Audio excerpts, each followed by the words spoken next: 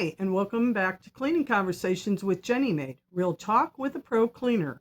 I'm Jennifer, owner of JeniMaid, a proprietary residential cleaning service right here in Portage County, Ohio. This show is where professional cleaning meets real life. Honest conversations about health, home environments, eco-friendly practices, professional standards, and what it really takes to maintain a clean, healthy home the right way. Whether you're a homeowner who values your space, your health, and your time, or a professional cleaner looking to raise the bar in this industry, you're in the right place. This isn't quick gimmicks, shortcuts, or tips. This is a real talk from a working professional with experienced systems and standards. So grab a cup of coffee, take a breath, and let's get into today's conversation. Okay, this is based on something I saw online. Somebody was talking about hazmat fees. Well, that led me to start thinking, considering I used to work in a nursing home and there is actual hazmat there because of the needles and there's certain procedures, blood and so forth. So what I'm going to talk about today is when is hazmat certification required in your residential cleaning business? Because I remember when my daughter and I used to work together years ago, there was an older couple and there was accidents. And when the accidents happened, we'd walk into bodily fluids like vomit, feces, urine, blood. Okay. And they were older eventually, and they ended up going to the nursing home. But that being said, we didn't have hazmat at all. I just was a nursing assistant, so I knew how to take care of this stuff, so I took it upon myself. But anyways, getting back to the subject, we're going to be talking about this now, and I just wanted to say that ahead of time, my experience with hazmat.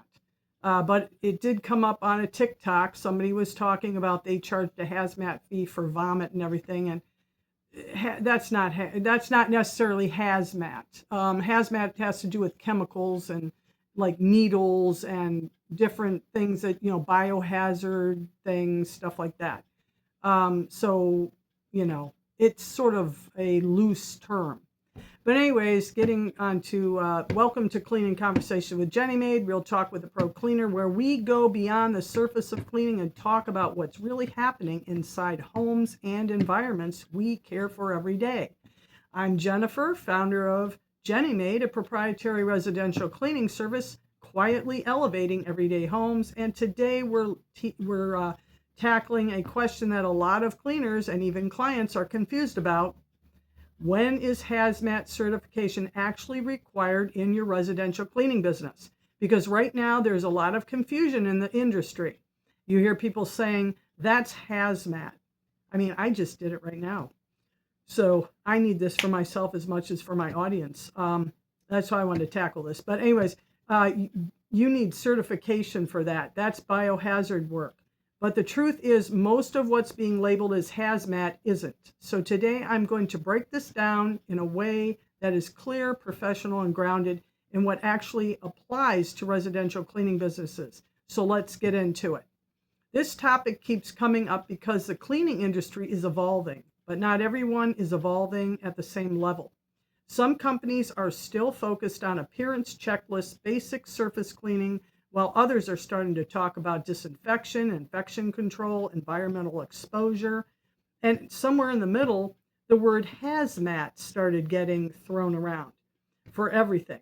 Vomit, hazmat. Pet mess, hazmat. Sick home, hazmat. But that's not accurate. And when everything becomes hazmat, the word loses its meaning. And more importantly, it creates confusion for clients and for cleaners who are trying to do the things the right way. Okay. Boy, I don't know. There must be dust in the air because my face is always itching. I notice when I do these videos, I'm always itching my nose or something when I play myself back. It's sort of funny. But anyways, getting back to the subject, true hazmat work is governed by OSHA. Okay, hazardous materials work typically Let's talk. Hazardous materials work typically involves chemical spills, toxic substances, hazardous waste, contaminated environments requiring controlled handling. This type of work may require HAZWOPER, HAZWOPER training, advanced PPE, containment procedures, specific disposal protocols. This is structured, regulated work, and it is not what most residential cleaning companies are doing. So really, it's not. You can't charge a hazmat fee when it's not hazmat, okay? So whoever's doing that out there, I don't care if you are a six-figure cleaning company or not, you're basically off base. You can't be charging people hazmat fees unless they have a chemical spill, toxic waste, something like that, okay? And if you're trained, you have to anyways be trained to deal with that because you can get contaminated yourself, okay, if you don't know what you're doing, okay? So anyways, a client calls and says, my child was sick and there's vomit in the bedroom. We just got over the flu and need the house cleaned. The bathroom needs sanitized after illness. These are real situations. They fall under routine sanitization, illness-related cleaning, environmental hygiene. Hazmat certification is not required for these types of jobs, and they do not fall under the hazmat term, okay? And it's not required for these type of jobs because they're illness-related, okay? That requires heavy disinfecting, sanitizing, cleaning, and environmental hygiene, okay? Those 4 steps. That's all. Hazmat does not fall into place under here. And even though hazmat certification is not required, training is. You are responsible for understanding exposure risks, using proper PPE, following safe cleaning practices. Blood-borne pathogens training is especially relevant when dealing with bodily fluid. It is not hazmat, but is professional responsibility, okay? And continuing on, hazmat level certification becomes relevant when dealing with hazardous chemicals, like I said before, toxic environments, large-scale contamination, emergency response situations, and extreme biohazard cases like crime scenes, decomposition, severe contamination. This is outside standard residential cleaning anyway, and you won't really run into it, okay? So, I mean, you can get training, like I'm getting training in these because like I'll mention it because I listed it in here in segment 6 of this speech, but or training, whatever you want to call it. Training options would, for me, because I'm in environmental hygiene, I would go to ISSA and get infection prevention, IICRC biohazard cleanup, OSHA-based training for blood-borne pathogens. These elevate professionalism, but are not always required. Now, they are by me because I claim to be an environmental specialist. I'm dealing with environmental hygiene, so I would like to know some of this because it would help my profession. The industry is shifting toward environmental hygiene, like I just said. This includes microbial load, which is basically environments that continually come into your bacteria that come on a constant basis, and it's like a stack over, that's microbial load. Contamination beyond what we could see. The health of people in the space, that is what Geneva Environmental Solutions, it's why we exist, to address the full environment, okay?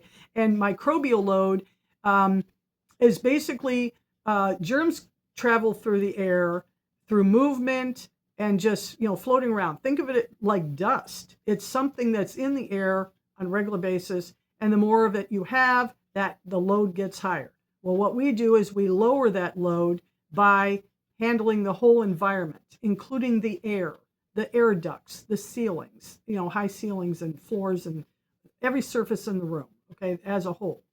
Just think of yourself as giving it a shower. Your whole room is showered, and it's getting rid of that bacteria as a whole. Just like when you come home and take a shower. I guess that's the best way to put it. Well, you're doing that for your environment. And that's what Geneva Environmental Solutions was created to do. You don't need to call yourself a hazmat company. What you need is clarity on your scope, proper training, the ability to communicate value. Clients want safety, not just cleaning. Okay, so I don't think that you're going to be encountering as a residential cleaner a hazmat situation like I said before, and you should not be charging hazmat fees because of urine, vomit, blood, stuff like that. Okay, that's not a hazmat situation. Now there's hazmat procedures, like if you deal with needles, like a diabetic or something, there's hazmat. They have the little container, the I can't remember what it's called. It's a points, I think they call it.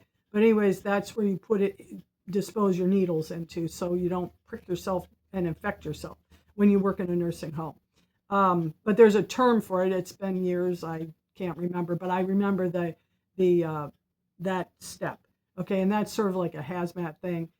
And getting all, like, if there's a bloody sheets or something from an accident in the nursing home, we would have to gather all the sheets. We'd have to have a protocol that we would do. We would have our gloves on, which is our PPE, our mask, surgical boots, things like that. And we would just grab everything and put it into a garbage bag. Okay, and then that would be thrown away or disposed of properly in a special place that they had. And anyways, in full closing, knowing what hazmat certification is required, when it's required, okay, and when it's not, is becoming a true professional part of this industry. And as the conversation continues to shift from cleaning to environmental hygiene, the cleaners who understand that distinction will be the ones that lead the future, because environmental hygiene is new and it is gaining ground slowly. People are starting to wake up, that we need to take care of our environments in our homes, businesses, and facilities. Okay, and that's the future of cleaning. Okay, it doesn't replace cleaning, but it's an add-on to cleaning. That's very important. It complements it, and it gives that extra layer of protection. This is Jennifer with JeniMaid, quietly elevating everyday homes and redefining what it means to truly care for the environment you and I live in. Okay, and that's a wrap. But anyways, if you live in Aurora, Kent, or Ravenna, Ohio, in the Portage County area, and you want to know more, visit JeniMaid. It's JeniMaid LLC.com. And I do speaking engagements now on this topic of environmental hygiene. You could book me at the website. Just go down to the Cinevra, because it's all on one page, so it's really easy even on your phone. It's a smooth ride down to the Cinevra form, and just request to be booked for to book me for a facility meeting where I can explain this topic. Okay, and also like, share, and subscribe this video, or share it with someone who's a professional. If you know a professional cleaner who can use this information. Cleaning Conversations with JeniMaid is brought to you by JeniMaid, a premium proprietary residential cleaning service serving Portage County, Ohio residents exclusively in Aurora, Kent, and Ravenna, as said before. This show exists to educate, protect, and elevate how we think about our homes and the people we allow into them. Thank you for listening, and I'll see you in the next conversation. Copyright 2026. JeniMaid LLC, JeniMaid, and Clean Conversations with JeniMaid are proprietary brands, all rights reserved, and you have a good night.